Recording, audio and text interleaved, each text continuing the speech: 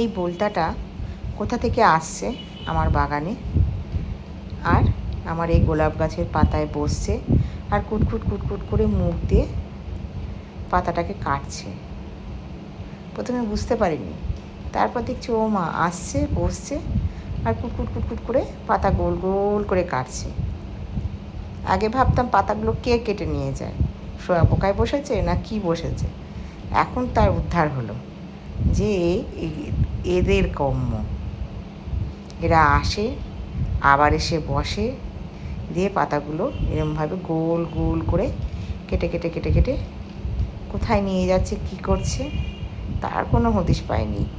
কিন্তু যাচ্ছে আর আসছে, এখন কজন আছে সেটা আমি বুঝতে পারছি না,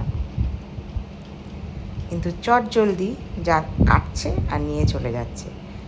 কর্মের কোনো বিরাম নেই, মানে এত ব্যস্ততা, নিজের কাজে একাগ্রতাও।